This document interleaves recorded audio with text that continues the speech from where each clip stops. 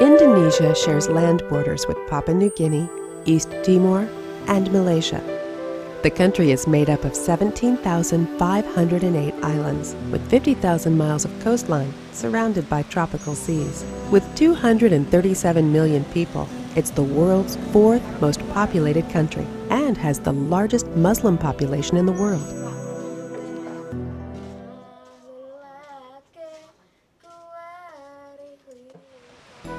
Northern Indonesia came into worldwide attention on December 26, 2004, when the longest and largest earthquake ever recorded on a seismograph caused the entire planet to vibrate and triggered earthquakes as far away as Alaska.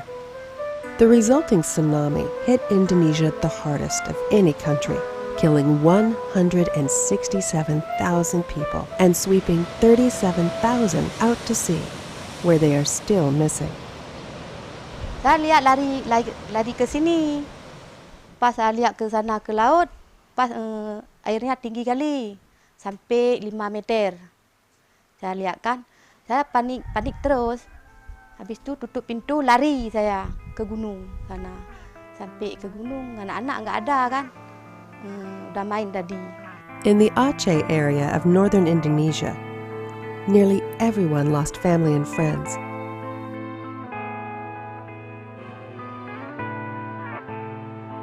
The world generously responded by sending food and material aid to the region and quickly started rebuilding the area. But the Mennonite churches of Java saw a deeper need that no one was addressing. Nearly everyone in Aceh was dealing with post-traumatic stress syndrome. Children and adults were afraid to go to the beach. Rain on the metal roofs in the middle of the night sounded like the tsunami and frightened people deeply.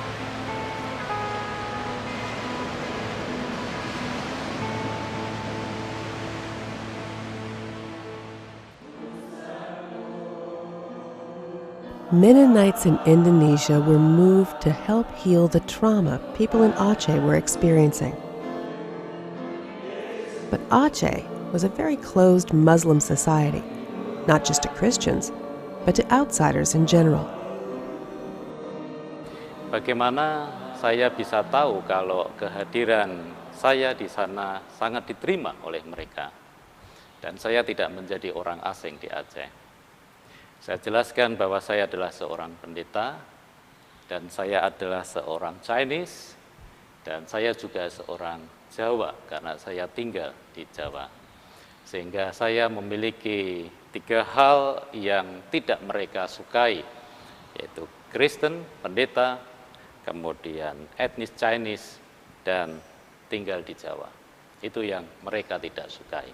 Nah, saya sangat tertarik dengan 3 hal itu, sehingga setiap kali saya pergi ke Aceh, saya tinggal bersama-sama dengan mereka. Saya mencoba untuk melakukan pendekatan orang demi orang, pribadi demi pribadi, rumah demi rumah. Terus saya kunjungi, saya mencoba mendengarkan apa yang menjadi permasalahan mereka, coba mendengarkan apa yang menjadi kesedihan mereka. Dan akhirnya setelah 1 tahun berjalan, mereka mempercayainya. Mereka menjadi sangat terbuka.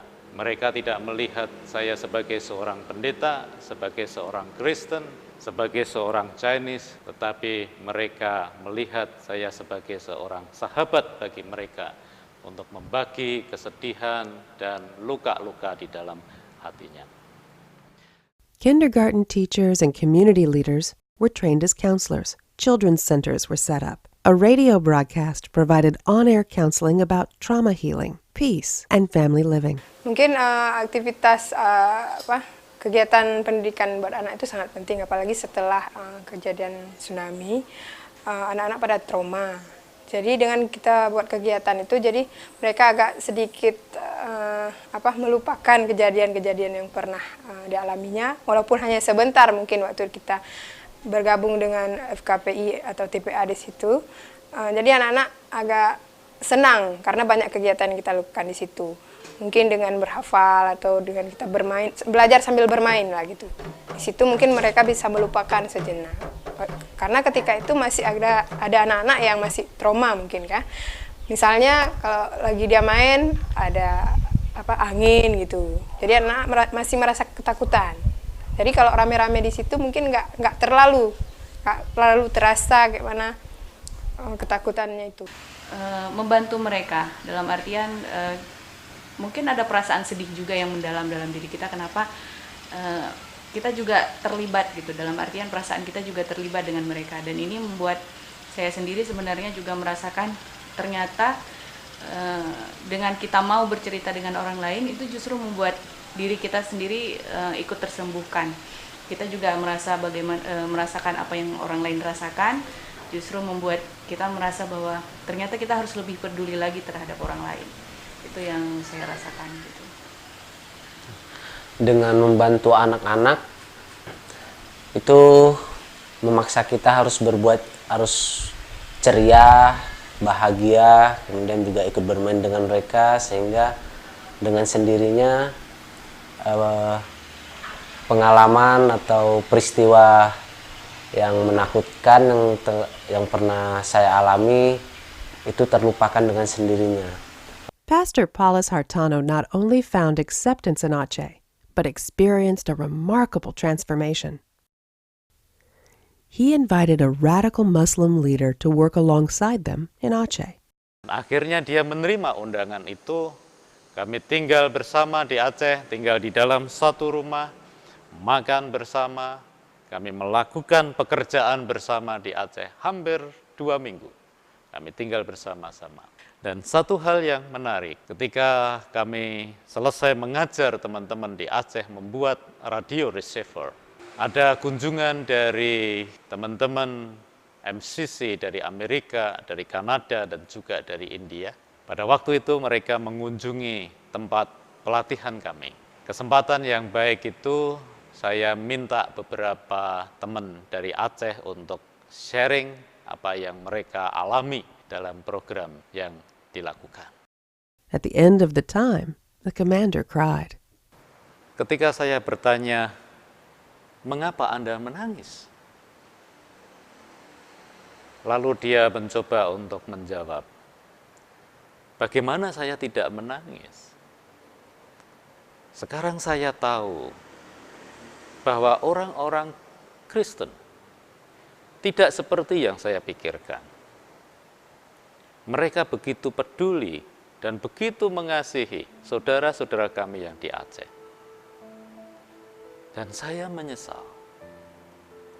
Saya teringat ketika saya 2 tahun yang lalu, saya menindas dan melakukan kekerasan kepada orang-orang Kristen.